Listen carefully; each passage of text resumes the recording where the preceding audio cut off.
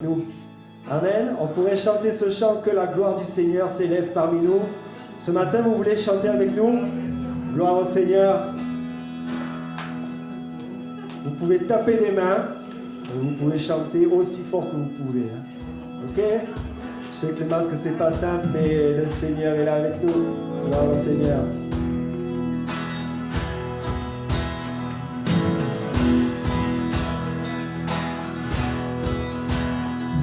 Que la gloire du Seigneur s'élève parmi nous.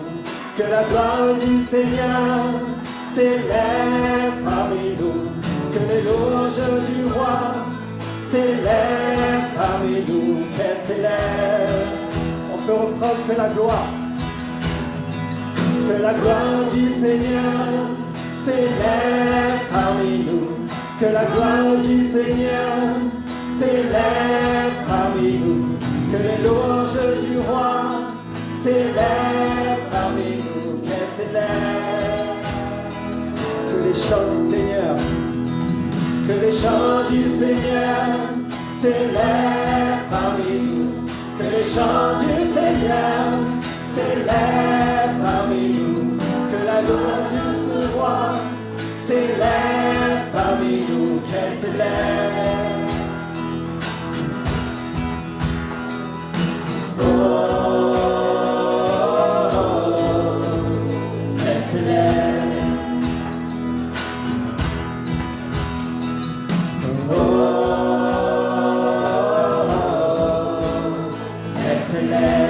Que la gloire du Seigneur, alléluia, que la gloire du Seigneur s'élève parmi nous, que la gloire du Seigneur s'élève parmi nous, que les louanges du roi s'élèvent parmi nous, qu'elles s'élèvent, que les chants du Seigneur s'élèvent parmi nous. Que les chants du Seigneur s'élèvent parmi nous.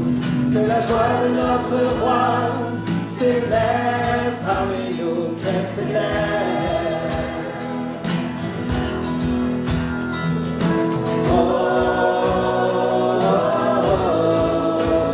Qu'elle s'élève.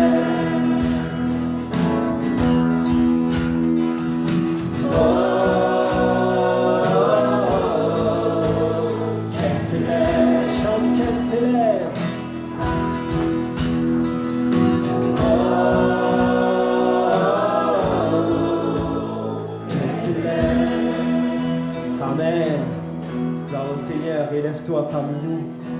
Louange à toi, Seigneur Jésus. Je veux entrer dans ce lieu saint. Le Seigneur nous a devancés ce matin.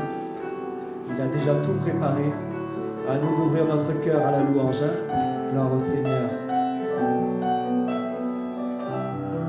Alléluia, Jésus.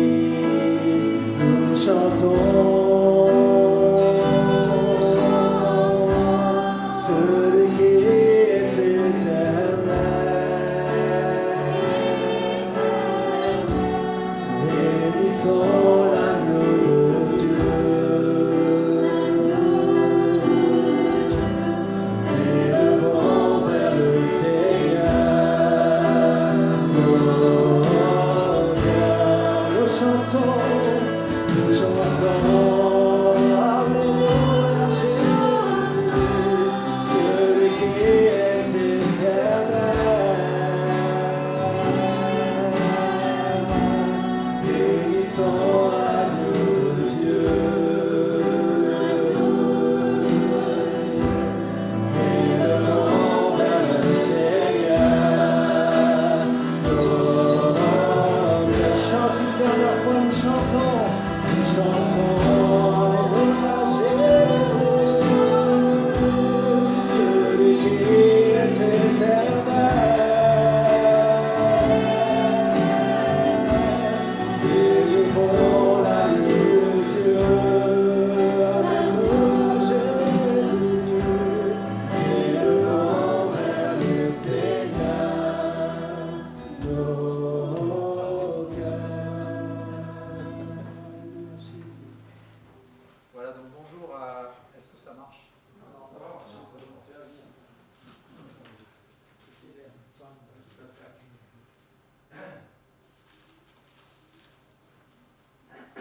Un, deux, trois.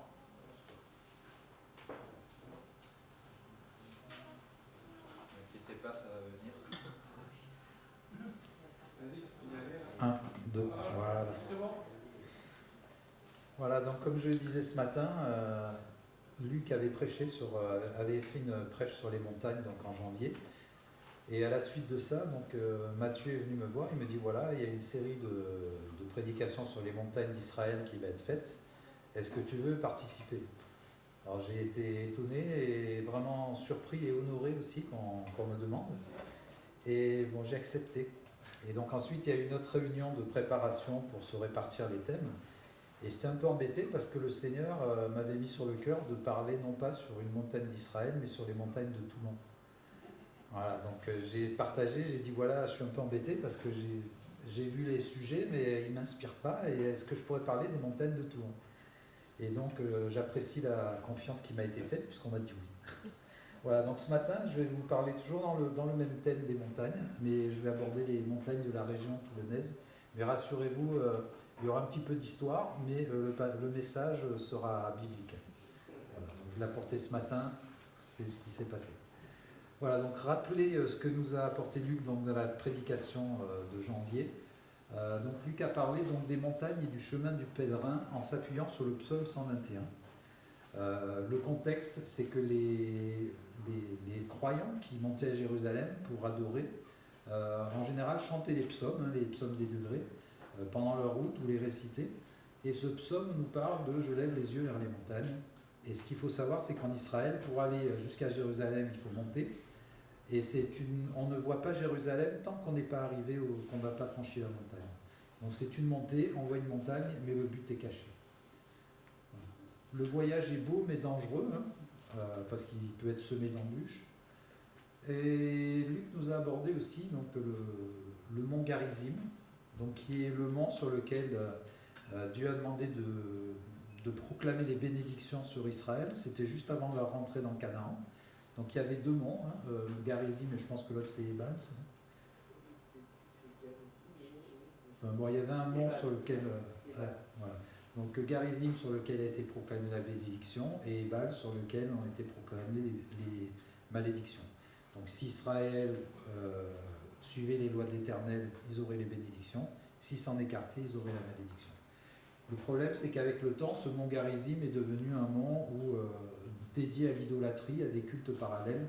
Et les gens, au lieu d'aller à Jérusalem, ils s'arrêtaient au mont Garizim et là, ils apportaient des offrandes à des faux dieux.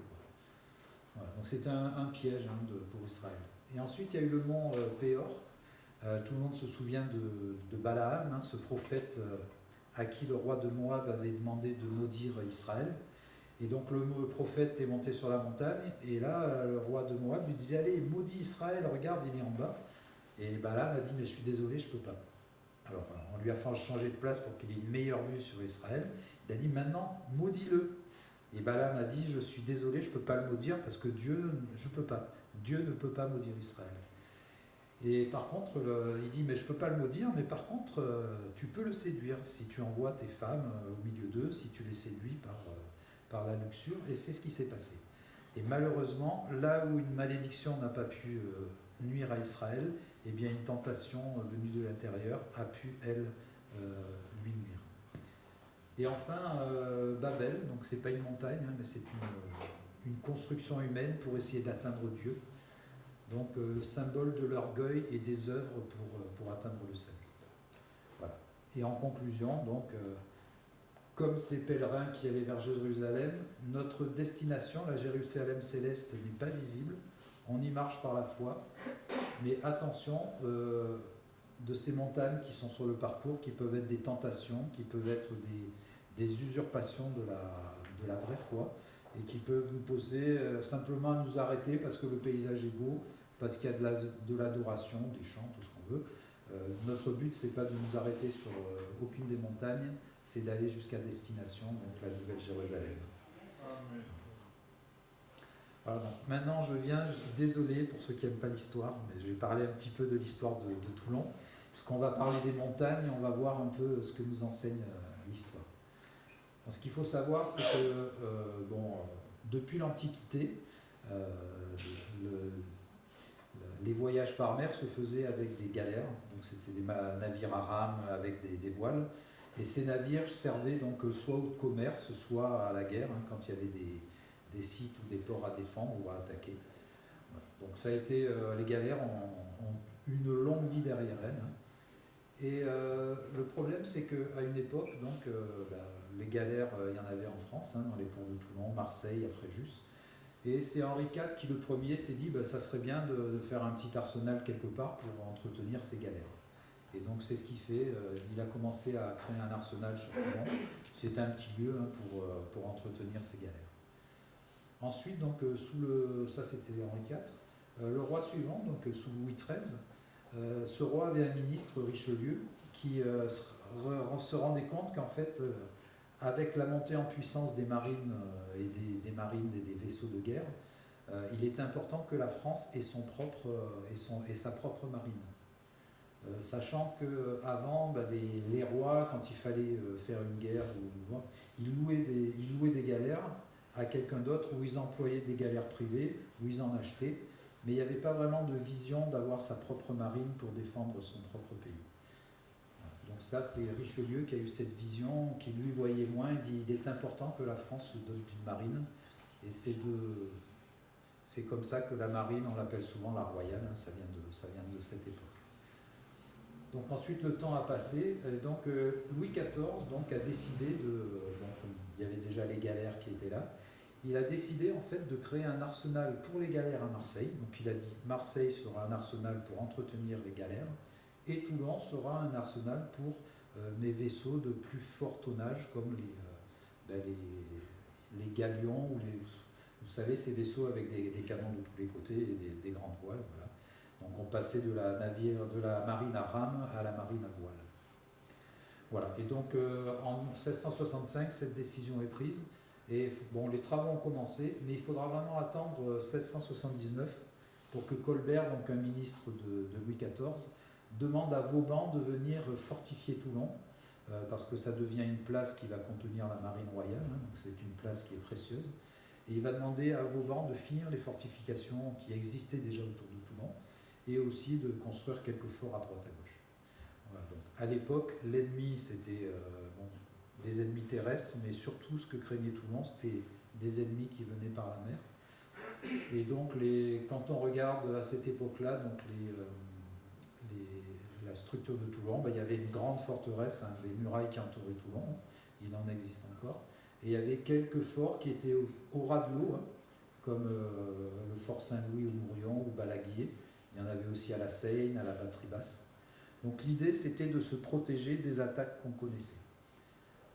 Donc à l'époque, les principales attaques venaient de mer, les canons portaient 1 km, donc il n'était pas question de mettre des canons en hauteur sur des montagnes, parce que quand on tire d'en haut, le boulet il plonge ou devant ou derrière le bateau. Donc les meilleurs moyens qui avaient été trouvés pour défendre Toulon, c'était d'avoir des forts au ras de l'eau, parce qu'un boulet tiré au ras de l'eau, il ricoche, hein, comme un caillou sur l'eau, et c'est plus facile par ricochet d'atteindre un bateau à la surface que de faire des tirs plongeurs. Voilà, donc en fait, Toulon a été adapté au départ pour les attaques qui étaient connues à l'époque, et c'est ce qui s'est passé donc au fin des années 1600 et au tout début de 1700. Voilà. Mais bon, ce port a été mis à l'épreuve, hein, puisque à peine fini, en 1707, il y a eu donc la succession du roi d'Espagne, hein, les guerres de succession en Espagne. La France était alliée à l'Espagne, et donc l'Angleterre, qui avait des visions sur la Méditerranée, ont envoyé leur flotte, qui se sont unies aux flottes hollandaises. Et donc il y a eu en fait un siège de Toulon. Donc la flotte anglo-hollandaise qui venait attaquer Toulon, et le duc de Savoie, donc, qui descendait, qui est passé par Fréjus, qui a pris position donc, sur les hauteurs de Toulon, sur Sainte-Catherine, pour ceux qui connaissent Toulon, à Saint-Jean-du-Var.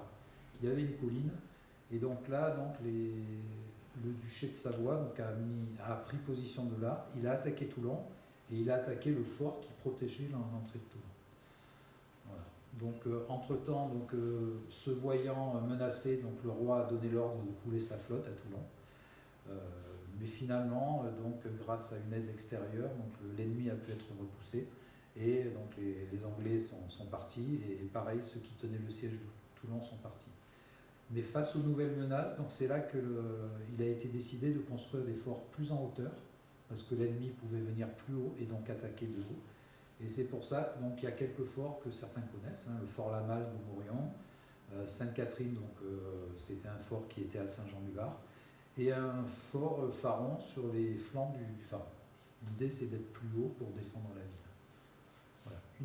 Une autre époque aussi, un peu plus tard, en 1870, donc c'est quand l'Empire germanique a attaqué l'Alsace et la Lorraine, donc ils ont envahi le nord de la France.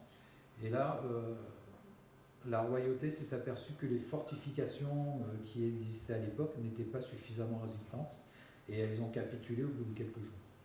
Donc la décision a été prise pour Toulon de fortifier, de monter plus haut les défenses, parce que les canons de l'époque portaient plus loin.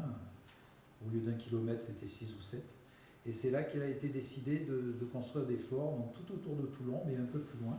Donc sur les hauteurs de Sifour, sur le mont Colme, sur le Faron, c'est le fort qu'on connaît, à côté du Zoo, le Coudon et la Colle Noire au Pralé. Voilà, donc l'histoire de Toulon, c'est qu'on s'adapte en fait à la menace. Il y a quelque chose à protéger qui a de la valeur, qui est le port et la marine. Et en fait, on s'adapte à la menace qui peut peser sur le port. Et enfin, donc, 2 autres dates que je vous laisse, parce que je vais en parler tout à l'heure. Donc en 1940, donc ça c'est pendant la Deuxième Guerre mondiale, donc les Allemands envahissent la France.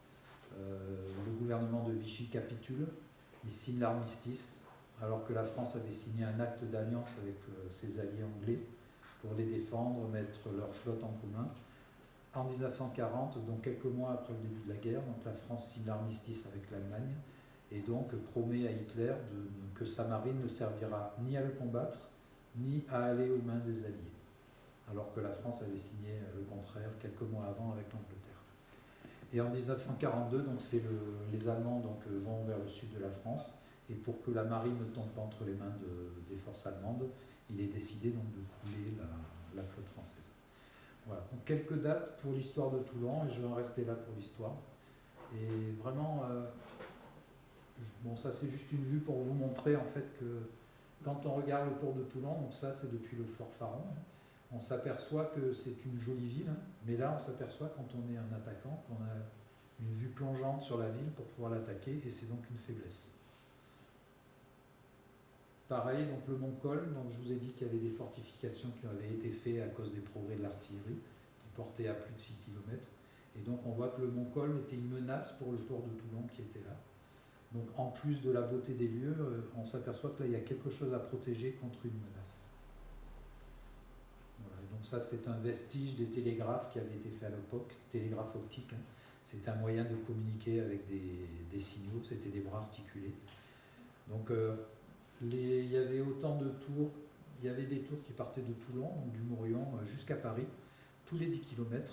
Et le télégraphe optique, ça permettait d'envoyer des messages codés en partant de Toulon jusqu'à Paris, et inversement, de renvoyer les ordres de Paris jusqu'à Toulon. Voilà. Donc ça, c'est pour l'histoire.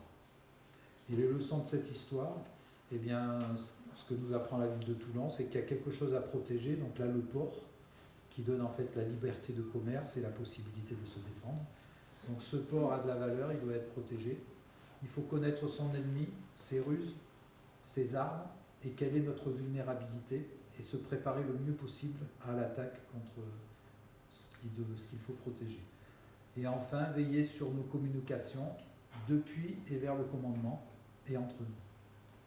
Voilà, donc ça, c'est les leçons que nous apporte l'histoire de Toulon. Et maintenant, je vais aborder, donc, à travers quelques passages bibliques, comment on peut aborder, appliquer ces leçons à notre vie chrétienne. Voilà. Donc, je vais aller droit au but, parce que je me souviens, je discutais avec Sharon quand je préparais le message, et je dis, j'ai plein de choses à dire. Elle me dit, mais première chose que tu fais, tu vas droit au but et tu laisses sur le cœur des gens la chose principale qu'il faut qu'ils retiennent. Donc, j'ai écouté ma femme. Et donc, pour moi, le verset central, c'est Proverbe 4, 23. « Garde ton cœur plus que toute autre chose, car de lui viennent les sources de la vie. » Et ce qu'il faut savoir, c'est quand la Bible parle du cœur, c'est pas le palpitant, c'est pas la pompe, hein. C'est vraiment le siège de notre esprit. En tant qu'être humain, on est corps, âme et esprit. Hein. Le corps, on le connaît. L'âme, c'est le lieu de nos émotions. Mais l'esprit, c'est quelque chose qui est en nous et qui est coupé de Dieu à notre naissance à cause du péché. Et c'est cette relation que Dieu veut rétablir entre notre esprit et l'esprit de Dieu. Et c'est ce que Jésus fait. Donc, quand on demande pardon pour nos péchés, qu'on se reconnaît séparé de Dieu et qu'on dit « Seigneur, je t'accepte, j'accepte ton sacrifice », eh bien la communication avec Dieu est rétablie et en fait notre cœur reprend la vie et c'est la plus belle expérience. En tout cas pour ma part, c'est la plus grande et la plus belle expérience que j'ai jamais pu vivre, cette reconnexion avec Dieu par Jésus-Christ. Voilà. Donc, et là il me dit même que Christ vient habiter dans notre cœur par la foi et en fait cette expérience c'est la plus riche et la plus importante de notre vie. Donc j'allais dire, là je parle de garder notre cœur pour ceux qui sont déjà chrétiens, et s'il y en a qui ne sont pas encore chrétiens au milieu de nous dans la salle, eh bien la première chose à faire c'est d'ouvrir notre cœur, de demander pardon à Dieu et de laisser Dieu rentrer dans notre vie. Donc protéger notre cœur, mais aussi par extension protéger notre communauté. Et Dieu nous appelle à veiller les uns sur les autres, dans notre communauté qui est l'Église. Et ce matin, je citais l'exemple de quand on est dans un avion, les premières choses qu'on nous fait, c'est nous rappeler les règles de sécurité en cas de danger. Et il nous est dit, si le masque à oxygène tombe, la première chose à faire, c'est pas, si une mère a un enfant à côté d'elle, de mettre le masque à son enfant. La première chose à faire, c'est de mettre le masque pour soi-même. Parce qu'en se protégeant soi-même, on pourra à son tour protéger ce qu'il y a de plus précieux, notre famille, notre enfant, un voisin. Voilà, donc la première chose, garde ton cœur plus que toute autre chose, garde cette communion avec Dieu intacte, parce que si elle est coupée, et il y a eu un don spirituel ce matin dans ce sens, si la communion est coupée, ça craint pour toi. Voilà, donc la première chose, c'est veiller sur cette communion, d'abord pour soi, et ensuite on pourra aider les autres. Ensuite, le principal danger. Donc j'ai parlé de cette communion avec le Seigneur qui est vraiment la chose à garder. Et le premier danger contre lequel on doit veiller, c'est la perte de cette communion avec le Seigneur. Et je me suis basé sur les chapitres 2 et 3 de l'Apocalypse, qui parlent donc de la lettre que Jésus demande à Jean d'écrire aux 7 églises, qui va nous indiquer pour Jésus et pour son Église quels sont les risques les plus importants et qu'est-ce qui est le plus important pour Jésus dans la vie de l'Église juste avant son retour. Donc ça, c'est un passage qui est très important et que je vous encourage à relire. Matthieu a prêché dessus à plusieurs reprises et je vous encourage vraiment à replonger parce que c'est vraiment le message pour Jésus à son Église dans la fin des temps avant son retour.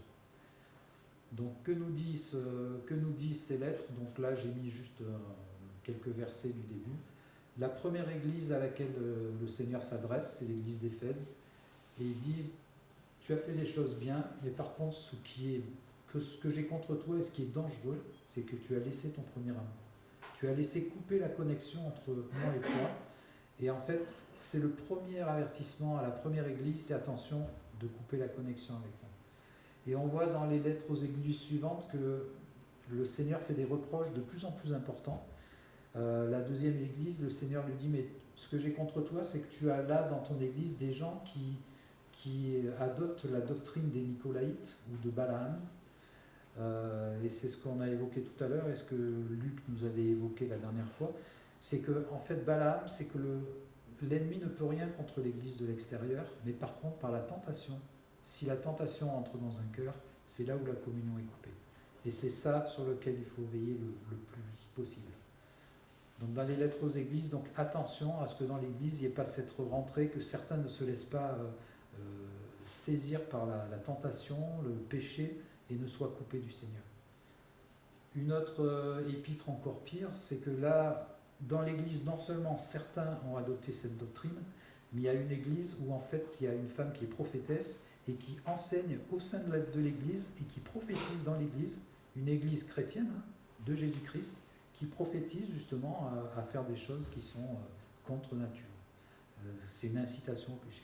Donc on voit que le Seigneur avertit parce qu'il y a les risques, et le plus grand risque de la fin des temps, c'est vraiment le risque que le péché rentre dans nos cœurs, puis dans l'Église, et puis soit devienne commun, soit même enseigné. C'est un des risques des églises de la fin des temps. Et en fait, autre chose qu'il y a à retenir aussi donc, dans ces lettres aux églises, c'est qu'en fait, ce que loue Jésus dans certaines églises, c'est pas leur capacité à faire des miracles, des choses extraordinaires, d'avoir de 26 réunions par semaine, d'avoir des bâtiments superbes, d'avoir 27 sites internet et autres. Quand Jésus a fait des louanges à son église, c'est pour certaines églises qui étaient pauvres, mais qui avaient été persécutées et qui avaient résisté dans la persécution.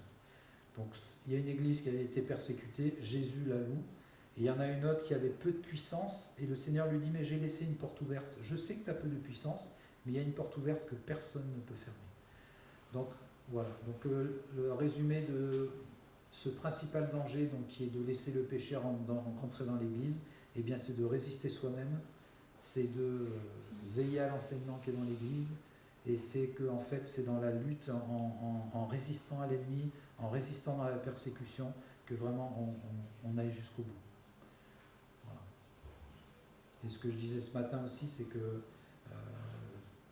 ce confinement que l'on vit est une source de danger dans le sens où on est souvent sur Internet. Et sur Internet, bon, je citais l'exemple de mon épouse et de moi-même, qui recevons des messages, on voit des femmes qui sont dans des tenues très décolletées et qui disent « clique sur moi si tu veux en savoir plus ». Voilà. Donc vous savez tout ce que ça veut dire. Mais ce que ça veut dire aussi, c'est que c'est vrai que l'Église est à nos portes avec les tablettes et les ordinateurs, les moyens modernes, mais il n'y a pas que l'Église qui est à la porte de nos maisons, il y a aussi justement le péché qui est là. Donc soyons vigilants. Ensuite, un autre danger qui guette l'Église, c'est l'intégrisme. Alors c'est vrai qu'on a tous entendu parler des derniers événements qui ont eu lieu en France. Je vais pas m'apesantir dessus. Le danger que je veux souligner ici, c'est l'intégrisme, non pas qui peut être mis à notre égard contre nous, mais c'est l'intégrisme qui peut naître dans l'Église. Et quand on regarde l'histoire du christianisme, quand on regarde les croisades, les croisés sont allés donc à Jérusalem avec le crucifix et tout, et en fait ils convertissaient les gens, les musulmans et les juifs à coups d'épée. Et je me souviens, un jour il y a un juif messianique qui est venu dans notre église, il y avait une croix qui était là, il dit mais en fait, il dit je suis désolé, mais moi quand je viens dans une église que je vois la croix pour moi c'est un symbole de persécution, c'est un symbole d'intégrisme.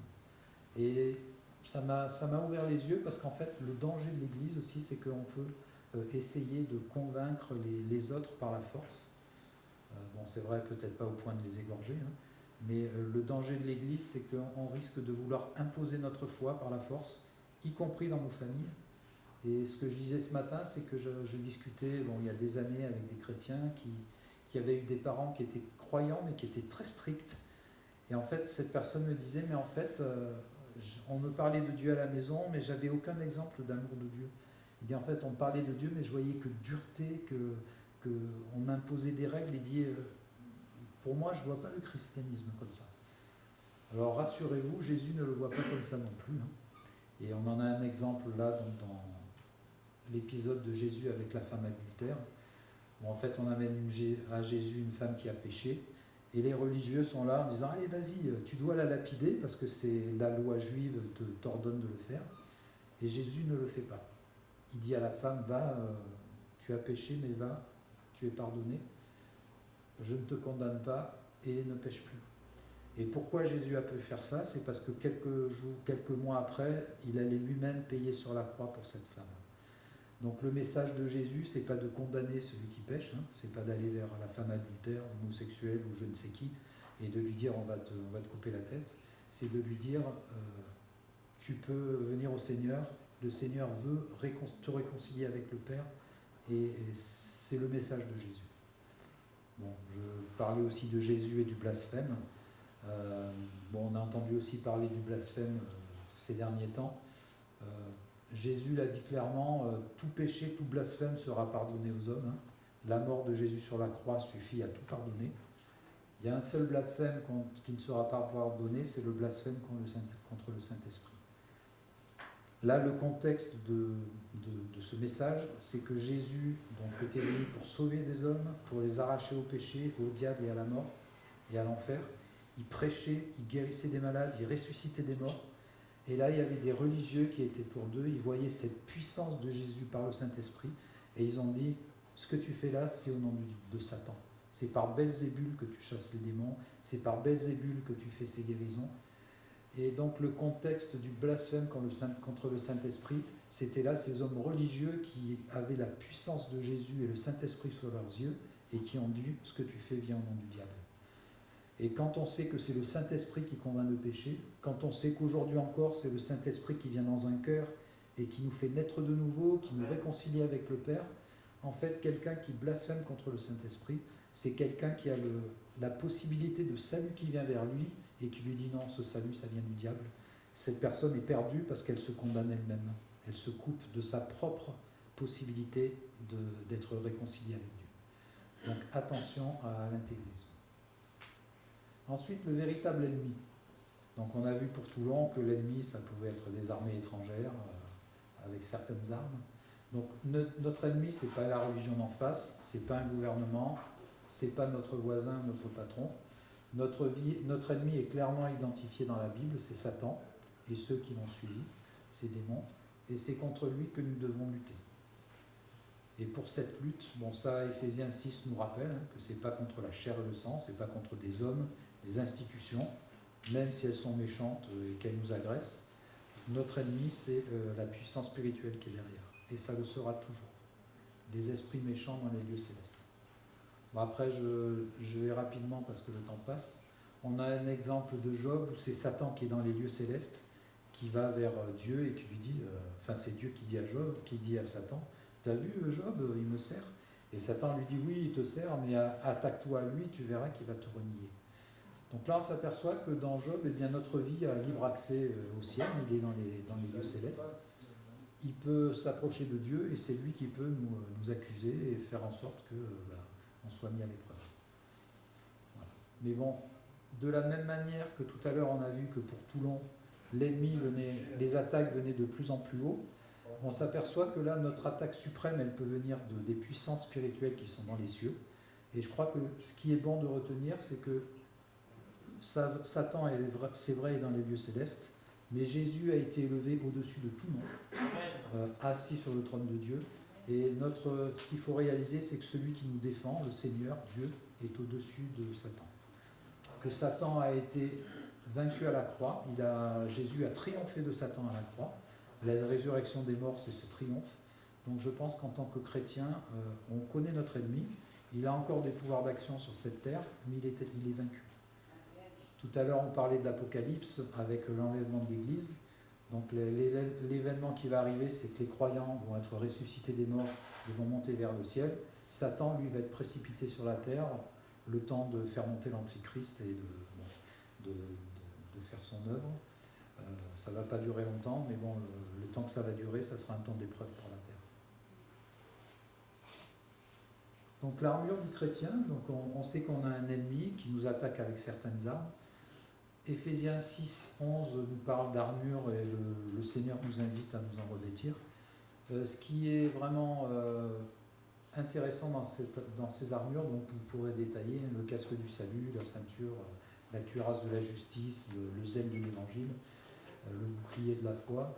Donc c'est qu'il y a 5 équipements qui sont défensifs, qui sont là pour résister à l'ennemi, et un seul qui est offensif, qui est la parole, ou l'épée de l'esprit. Alors, je le rappelle comme je l'ai fait ce matin, un seul offensif, la parole, mais ce n'est pas la parole, celle de l'intégrisme qui va tuer l'ennemi, c'est une parole qui est capable d'apporter quelque chose qui vient de Dieu, une parole de bon sens qui va éclairer l'intelligence de celui qui est en face et qui va pouvoir lui donner de réaliser qui est Dieu et qui il a besoin du Seigneur. Et l'exemple que je citais, donc là on voit Joseph ou Daniel qui ont été dans des situations difficiles. Il leur a fallu résister pendant des années pour pouvoir à un moment donné donc, apporter cette parole de Dieu et faire l'œuvre que Dieu leur avait demandé de faire. Et ce que je citais ce matin, c'est que quand je me suis converti, c'est une femme, une chrétienne de cette église, de hier, Sylviane, qui a été affectée dans le centre d'études où je travaillais. Et en fait, cette femme n'a pas hésité. Elle était là. Bon, des fois, je lui menais la vie dure parce que je lui parlais de réincarnation, je lui parlais d'énergie, de toutes sortes de choses, de démons. Enfin. Et elle résistait, elle était là avec calme. Et puis de temps en temps, elle m'envoyait une parole en me disant « mais le Seigneur est vivant ». Enfin bon, elle me parlait du Seigneur. Et je me souviens d'une parole qui m'a touché, parce que régulièrement, j'allais dans son bureau et c'était des discussions sur la réincarnation, sur Jésus, des discussions stériles. Et un jour, elle m'a dit « écoute Pascal, je vais te dire juste un truc maintenant, l'évangile c'est comme un bateau. » Elle dit « moi je suis sur ce bateau parce que j'ai reçu le Seigneur, je suis sauvé, un jour le bateau va quitter le quai. » Elle dit « mais toi tu es sur le quai et si un jour le bateau part et que tu es toujours sur le quai, ben, tu resteras sur le quai. » Et ça c'est une parole, épée de l'esprit, hein, une parole qui m'a touché en plein cœur et je me dis « mais j'ai pas envie de rester sur le quai moi. » Voilà. Et tout ça pour dire que le Seigneur nous équipe et nous protège dans le milieu où on est. Des fois, on se prend des coups. On peut passer peut-être des années, ou comme Joseph ou Daniel dans la fosse aux lions, on peut passer des années, on peut être attaqué, mais le Seigneur nous garde, il nous a donné une armure, on résiste, et un jour, ça peut être juste une journée dans toute notre vie, un jour le Seigneur va nous donner de parler à une personne, que la parole qu'il nous a donnée va toucher un cœur, et cette parole va pouvoir déclencher des choses extraordinaires. Donc Mathieu, tu me fais signe quand j'arrête. Hein. D'accord. Ensuite, les communications. Donc, ce qui est important donc, dans la vie chrétienne, c'est de veiller sur nos communications. Tout à l'heure, je vous ai montré une tour avec le télégraphe de Chappe qui permettait de relier les informations donc, de Toulon jusqu'à Paris, jusqu'à la royauté. Ce qui est important, c'est que ce télégraphe, donc c'était une communication cryptée qui permettait d'envoyer l'information de Toulon à Paris et inversement dans un temps record. C'était quand même 4 heures. Hein. Il fallait 4 heures pour que ce message passe de poste de tour en tour pour arriver à Paris et puis pareil pour revenir. 4 heures, ce qu'il faut comparer, c'est aux dates de l'époque où il fallait plusieurs jours pour aller à Paris à cheval. Hein. Donc c'était quand même 4 heures pour 8 heures aller-retour pour échanger une information par rapport à des jours, voire des semaines en temps à cheval. Voilà. Donc ces communications étaient codées et l'important c'était que les forces qui étaient sur le terrain aient un contact avec leur état-major. Et le Saint-Esprit, l'Évangile et Dieu, nous ont donné aussi le Saint-Esprit. Et ce Saint-Esprit qui nous a fait naître de nouveau, c'est lui aussi qui nous permet d'avoir une connexion directement avec Jésus et avec Dieu.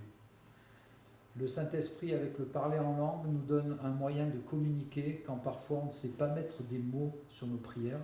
Et moi, combien de fois j'étais dans des situations inextricables, que ce soit au travail ou dans l'église, où j'étais dépassé émotionnellement, j'étais dépassé spirituellement, j'étais dépassé psychologiquement.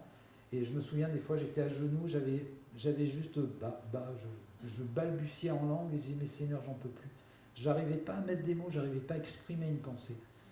Et cette parole nous dit que le Saint-Esprit nous aide dans ces moments-là à communiquer avec le Père. C'est un cœur à cœur. dans un langage qu'on ne comprend pas, mais que Dieu comprend et que le Saint-Esprit nous aide à comprendre. Et c'est vraiment une communication à garder. Et je reviens au don spirituel de ce matin, parce que je crois que Dieu veut parler. Quelqu'un qui a coupé la communication avec le Seigneur, ou quelqu'un qui en veut au Seigneur parce qu'il n'a pas répondu à sa prière, attention, danger, parce que là c'est la coupure de la communication. Donc vraiment, il est urgent de rétablir la communication. Tu ne comprends pas pourquoi le Seigneur ne répond pas à ta prière pour l'instant. Mets-toi à genoux, parle en langue, fais tout ce que tu veux, mais garde le contact avec le Seigneur. Rétablis cette communication. Les alliances avec l'ennemi. Donc tout à l'heure, je vous ai parlé de l'armistice. Donc l'armistice, c'est quoi? C'est le gouvernement de Vichy pendant la dernière guerre mondiale qui a fait un accord avec l'ennemi, avec l'Allemagne, en disant que il s'engageait à ne pas détruire son armée, son armée et sa flotte, mais ne pas combattre l'Allemagne avec, mais non plus ne pas la donner aux Alliés. Donc, alors que la France avait fait une alliance quelques mois auparavant avec l'Angleterre, où il stipulait le contraire. Voilà. Donc, et d'ailleurs, l'armistice a été vécu par les Alliés comme une trahison de la France à leur égard. Je crois que c'est important de le souligner. Et ce qui s'est passé, c'est qu'en 1942, quand les Allemands ont commencé à se diriger vers le sud de la France, les Anglais étaient là, ils disaient mais il faut à tout prix, faites sortir les bateaux de Toulon, enlevez-les de là parce que le Troisième Reich, Hitler, il va s'en servir. Churchill, il connaissait bien le bonhomme, il savait que Hitler était un menteur et qui ne respecterait pas ses engagements. Donc il y a eu pression pour que les Français sabordent leur flotte, et c'est ce qui a été fait. Le choix, c'était de s'échapper ou de saborder. Donc il y a un sous-marin, je crois, le Casablanca, qui s'est échappé à temps, mais les autres ont fini par détruire la flotte parce qu'en fait, ils ne voulaient pas qu'elle tombe entre les mains de l'Allemagne. Et ce qui est intéressant, c'est que quand l'Allemagne a été défaite, après la fin de la guerre, dans les archives du Troisième Reich, donc dans les archives d'Hitler, il était clairement dit que Hitler, malgré ce qu'il avait signé, il comptait se servir de la flotte française pour continuer à attaquer l'Afrique du Nord. Donc tout ça pour dire que les alliances avec l'ennemi, même s'il nous promet protection et tout, à bannir, et que Jean, je vous laisse avec ce verset, c'est Jésus, donc juste avant de partir, il dit « Le prince de ce monde vient, mais il n'a rien en moi ». Et ce que je voudrais dire, c'est que comme Jésus, moi j'aimerais pouvoir dire, les jours où mon départ sera là, mais l'ennemi n'a rien en moi. Il faut laisser aucune porte d'entrée à l'ennemi dans nos vies. Et c'est pareil, je parlais d'Internet et de tout ça ce matin. On a la tentation qui rentre dans nos maisons. Ceux qui ont des enfants, ils ont des téléphones portables, des tablettes, des ordinateurs, mais vous ne pouvez pas imaginer les agressions qui sont là. Un gamin, avec 2 clics, il découvre toute la vie sexuelle et dépravé de tout ce que vous voulez, alors que vous l'avez peut-être protégé pendant des années. Donc, soyons vraiment prudents et vigilants sur ce point-là. Quelque chose d'autre que je voulais dire, c'est j'ai parlé de 2 sabordages de la flotte, donc en 1707 sous Louis XIV et en 1942, donc avec le gouvernement de Vichy. Et en fait, j'avais pas fait le rapprochement, c'était avant de prêcher ce matin, où le Seigneur m'a montré qu'en fait, le point commun entre ces 2 gouvernements, ces royaumes, c'est que Louis XIV, c'est le roi qui a fomenté la persécution contre les protestants. C'est Louis XIV qui les a envoyés sur ces galères, qui les a torturés, la roue, tout ça parce qu'ils étaient croyants. Donc il y a des protestants qui sont partis de Toulon, de Marseille, sur les galères du roi, condamnés, il y en a qui sont morts à la tâche. Donc ce qu'il faut réaliser, c'est que entre le Louis XIV qui a persécuté les protestants et le gouvernement de Vichy qui a persécuté les juifs, quand on voit avec mon épouse, on a visité la cité de la déportation au Mille, à côté de Marseille. Et ce qui nous a frappé, c'est que là, c'est là où les Juifs étaient rassemblés, donc dans le sud de la France. C'est à 60 km d'ici. Dans le sud de la France, les Juifs, hommes, femmes et enfants, étaient rassemblés pour partir en déportation sous le royaume de Vichy. Et ce qui nous a étonnés, et on a vu les écrits du préfet du Var à l'appui, c'est que les Allemands demandaient de déporter hommes, femmes et enfants, mais les enfants pas en dessous d'un certain âge. Et la préfecture de l'époque c'est eux-mêmes qui ont permis que des enfants de 2-3 ans soient déportés avec leurs parents, alors que les Allemands ne le demandaient même pas. Et c'est là qu'on s'aperçoit que l'alliance avec l'ennemi, c'est quelque chose qui a des résultats déplorables. Et le point commun justement de ce gouvernement avec celui de Louis XIV, donc ça c'est une déduction personnelle, mais ce qui est étonnant, c'est qu'en fait, il y a eu 2 sabordages dans la vie de la marine française, celui sous Louis XIV qui a persécuté les protestants, et celui pendant la guerre de 40, sous le gouvernement de Vichy, qui a persécuté les Juifs. Voilà. Donc là, je vais aller très vite parce que c'est le temps de finir. Actualité Covid, donc les épidémies, les maladies, ça date pas d'hier. Donc vous verrez, il y a des tas d'écrits dans l'Ancien Testament qui parlent de maladies. Donc là, c'est une plaie. Donc quand quelqu'un a une plaie sur la peau, il va voir le sacrificateur qui examine la plaie. Si c'est contagieux, on met l'homme impur en confinement pendant 7 jours. Au bout de 7 jours, il revient vers le sacrificateur. Si c'est toujours contagieux, 7 jours de plus. Et si la personne est rétablie, il nettoie ses plaies, ses vêtements, il se lave et il est pur, il peut revenir. Voilà, donc je parle de ça, pourquoi? Parce qu'on est en plein Covid. Il y a certains qui trouvent pénible d'avoir un masque, de supporter, de se laver les mains. Ce qu'il faut savoir, c'est que dans l'Ancien Testament, le Seigneur, Dieu lui-même, était très soucieux que la maladie qui pouvait atteindre ses enfants ne se propage pas au sein de son peuple. Donc on s'aperçoit que le confinement, le lavage des mains, tout ça, ça date pas d'aujourd'hui, et que Dieu lui-même l'avait prescrit à son peuple. Donc si Dieu l'a prescrit à son peuple, je pense que c'est important, nous en tant qu'Église, de faire cet effort, de respecter ça, parce que le monde extérieur nous regarde. Il y en a certains dans le monde du spectacle qui n'ont pas le droit d'ouvrir leur salle.